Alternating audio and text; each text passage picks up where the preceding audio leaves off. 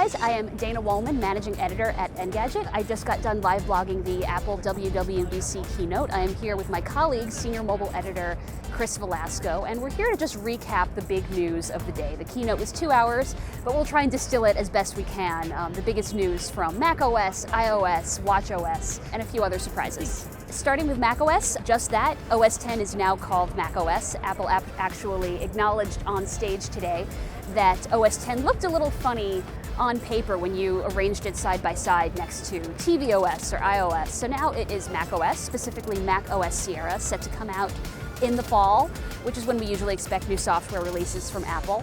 And the biggest new feature, in my opinion, is the addition of Siri, which a lot of people have been expecting and asking for a long time. But now finally, macOS gets parity with iOS in that regard. One other cool feature is Universal Clipboard, where you can copy on one device and then paste it on another, which is something that I think we all have actually needed at some point and maybe hoped for at some point. Some other changes: if you don't want to enter a password for your Mac and you also happen to have an Apple Watch, you can use the watch now to unlock your computer, which I think is pretty cool. This seems a little faster, especially since the new version of watchOS, watchOS 3, is in particular supposed to be faster than the versions that came before it. Anyone like myself who has an Apple Watch probably knows that apps are currently kind of slow to load. It can take seconds, and that's really not what people expect from a mobile device these days. They expect something really instant and quick, and the demos they showed were promising.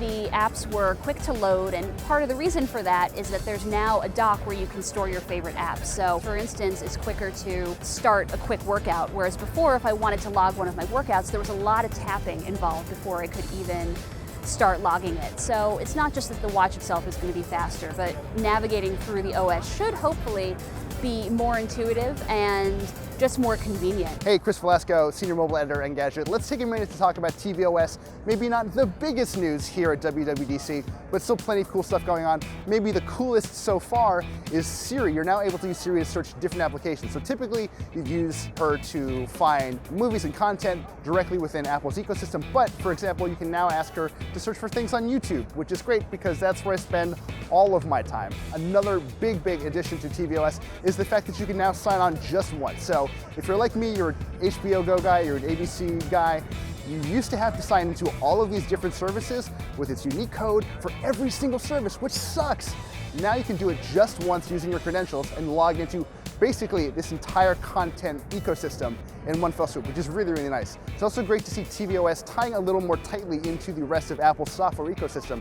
So now if you download a universal application on your iPhone or your iPad, and that exists for tvOS as well, it'll automatically download on your Apple TV. So really seamless, and I can't wait to start playing with it. If you want that big stuff, though, look no further than iOS. iOS 10 was announced today. It's going to launch as a free upgrade this fall. Craig Federighi says it's going to be the biggest iOS update to date, essentially. And he's not kidding. We talked through 10 features today that we're going to give you a quick run through, starting with Apple Music. If you're anything like me, you've tried it before, it kind of works. The interface was left a little bit to be desired, let's say. But we're looking at a brand new interface here. It's bigger, it's bolder, it's easier to navigate, and more importantly, Apple has done a much better job of focusing on the stuff that you yourself would actually want. So it sort of understands what you're into and does a better job of pulling that all in together in one place for you. Photos has gotten a really big update as well. Basically, all of the photos you take on the device are subject to Apple's machine learning smarts, which is actually really cool. It's very reminiscent of Google Photos, which I'm personally a huge fan of. Your photos will automatically be sorted by place and by the people in them. And you can even search by things you see in your photos. So if you're riding a horse, like I have never been able to do, you can search for horses and get all of your photos back in one shot. It's a really cool feature. I've loved Google's interpretation of it, but Apple seems to take it to the next level, especially when we've got memories. Memories basically categorizes your photos by specific events, and you can even build really cool video montages complete with epic trailer music. There's also a new Home app, which is a one-stop shop for all of your HomeKit connected devices. Now, if you're a HomeKit user, you've probably had to deal with multiple apps, and it can get to be kind of a headache. What Home does is it gives you one place to control all of these devices, and it's actually a surprisingly beautiful app. It works through Siri as well, so if you're waking up in the morning and you tell Siri, hey, good morning, it'll go through the typical routine based off of what you want your HomeKit connected devices to do. Some of the most exciting news obviously comes on the developer front, because this is, after all, a developer conference. Developers can now tie their stuff into Siri, which is actually long overdue. So for example, if you want to send a message to somebody in WeChat or WhatsApp, you're able to do that through Siri, no extra work involved, no extra steps. It's a beautiful thing, and it's something that I've been waiting for a long time.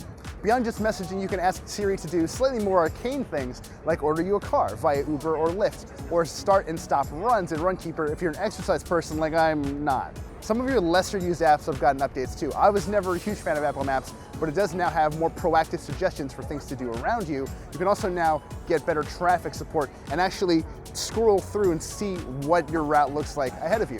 Apple News has gotten some new tweaks as well. It's got a new interface, which does, I think, a really good job of flagging different sections that you are interested in, and also featured stories curated by Apple's editors. I also have to mention, breaking news notifications are now a thing in Apple News, which I could not be more thrilled about. Apple knows a showstopper when it sees it, so that's why it saved all of the messaging updates for the end. Developers are now able to create messaging applications. So GIVYAB, for example, lets you put faces onto backgrounds and send them to people. You can draw on top of images and send them. If you want to emphasize or de-emphasize messages, you can have them go big or go really tiny. Emoji support has been really dramatically improved as well. They're 3 times bigger than normal right out of the gate. And more importantly, if you're writing a message that has words in it that correspond to emoji, you can tap that word and the emoji will fly in. Communication will never be the same, for better or worse. When Apple launched 3D touch gestures with the iPhone 6s and 6s Plus last year, it felt sort of like a gimmick, and I never really used them as much as Apple probably wanted me to.